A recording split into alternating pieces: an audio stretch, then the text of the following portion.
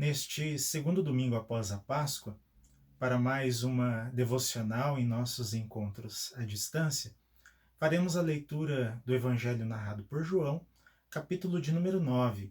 Leremos do primeiro versículo até o de número 7. Ao passar, Jesus viu um cego de nascença. Seus discípulos lhe perguntaram: Mestre, quem pecou, este homem ou seus pais, para que ele nascesse cego?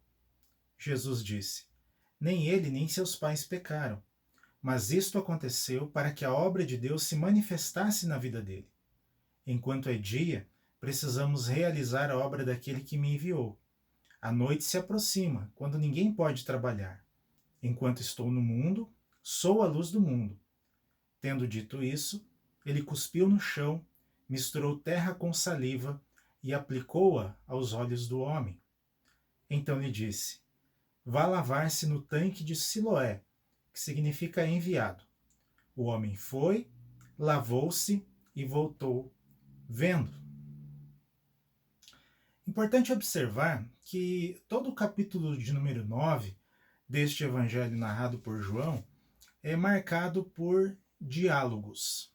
Diálogos que começam com Jesus e os seus discípulos, passam pela conversa que ele tem com o próprio cego, né, que é o objeto, digamos assim, desta ação, deste milagre de Jesus, e depois esses diálogos vão também se alternando com outros personagens que aparecem no texto. E embora essas conversas, esses diálogos sejam extremamente importantes para entendermos todo o movimento do capítulo de número 9, já nesses primeiros versículos, né, os primeiros 7 versículos que nós lemos, eu acredito que nós podemos extrair valiosas lições a respeito do comportamento de Jesus diante do sofrimento das pessoas. E eu acredito também que este exemplo de Jesus, que nós vamos pensar aqui, ele é extremamente importante para nós que estamos sofrendo e que estamos convivendo com tantas pessoas sofrendo ao nosso redor. Se algum tempo atrás o sofrimento já estava presente na vida, né, não é possível viver uma vida sem sofrimento, mas é fato que essas circunstâncias, né, de privação que nós estamos vivendo, de necessidade, de até coisas básicas para muitas pessoas, é lógico que isso causa um aumento de sofrimento, de angústia, e tudo isso nós estamos vendo, e tudo isso faz parte das nossas emoções quando nós estamos orando a Deus, quando estamos estudando a palavra de Deus. E é por isso que, tomando esse exemplo de Jesus, nós vamos perceber duas questões que Jesus fez diante do sofrimento. Algo para a gente pensar e para pedirmos a Deus que nos ajude a praticar. A primeira ação que Jesus tem diante do sofrimento é vê-lo. Melhor dizendo, Jesus viu uma pessoa que estava sofrendo. E enquanto os discípulos estavam perguntando pela causa da cegueira daquele homem, né, a gente sabe que ali tem uma teologia judaica que estava como pano de fundo dessa pergunta, né? Quem é que pecou? Foi essa pessoa? Mas ele nasceu já com essa doença terrível, né, com esse problema da cegueira. Então talvez tenham sido seus pais que pecaram. Mas essa pergunta especulativa, ela não vai além de uma especulação vazia. E pior, ela não resolve a causa. E pior ainda, ela não manifesta nenhuma preocupação com a pessoa que está sofrendo. E é por isso que, enquanto os discípulos estavam perguntando pela causa da cegueira, Jesus estava muito mais interessado na saúde e na qualidade de vida daquele homem. Em meio a esse contexto que nós estamos vivendo de distanciamento social, eu acredito que é ainda mais fácil, irmãs e irmãos, nós ignorarmos as pessoas que estão sofrendo e acabarmos até nos isolando das necessidades pelas quais elas passam. Não sei quantos vão se lembrar, mas no contexto das discussões sobre o auxílio emergencial, nós ouvimos muitas vezes a expressão invisíveis para se referir àquelas pessoas que não estão nos cadastros públicos e que muitas vezes nem documento têm.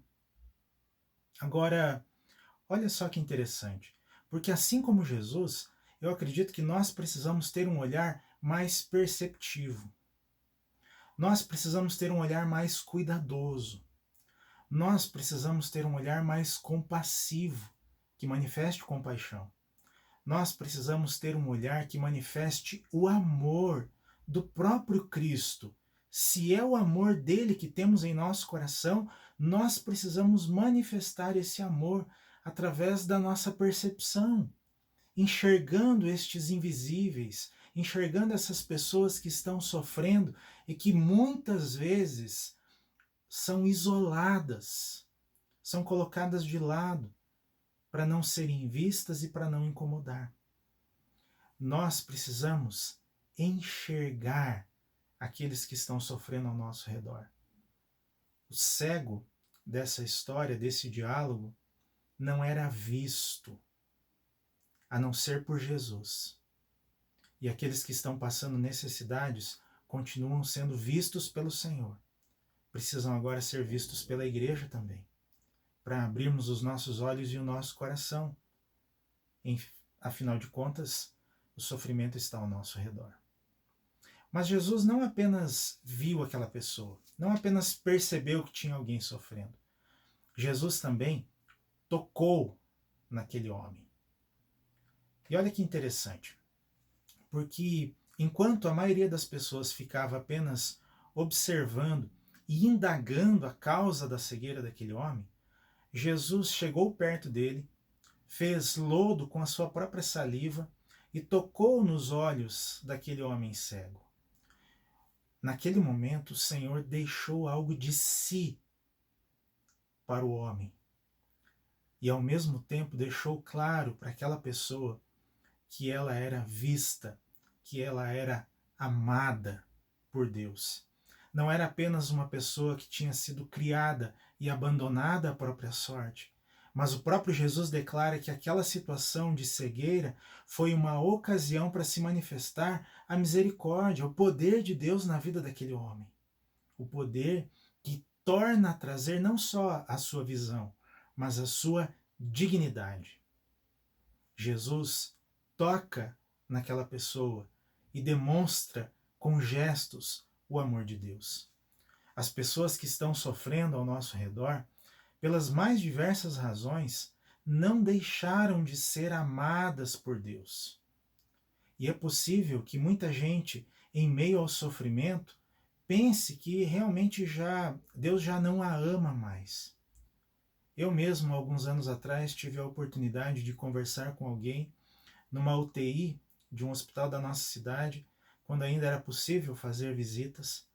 E naquela ocasião, visitando uma pessoa que estava extremamente doente, ele me disse: pastor, eu acho que Deus se esqueceu de mim. Foi uma das afirmações mais impactantes que eu já ouvi, especialmente numa situação como aquela, no isolamento de uma UTI de um hospital. E eu perguntei: por que você acha isso? Eu queria que ele falasse a respeito do que estava sentindo.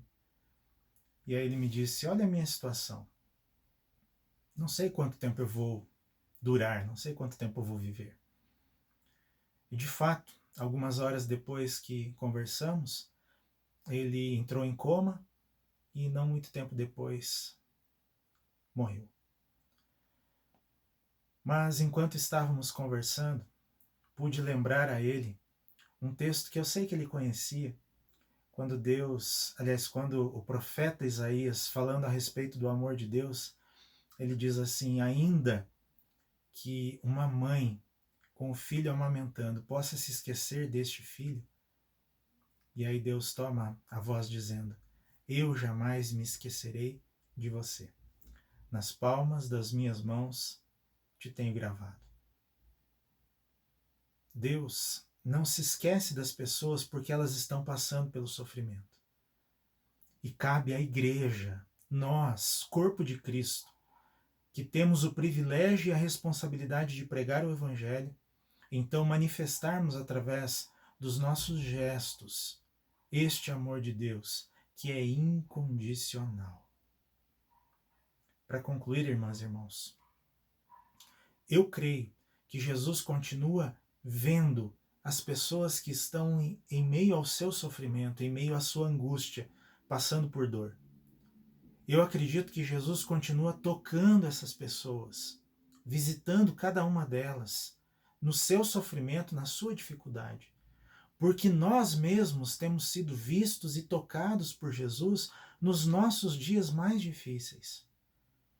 Mas acredito que por isso mesmo fica um desafio para mim e para você, para que os nossos olhos estejam abertos, enxergando as pessoas que estão sofrendo ao nosso redor, e para que as nossas mãos se estendam na direção delas, acolhendo e socorrendo como nós pudermos, a fim de que a nossa vida glorifique a Deus e manifeste um bom testemunho do Evangelho.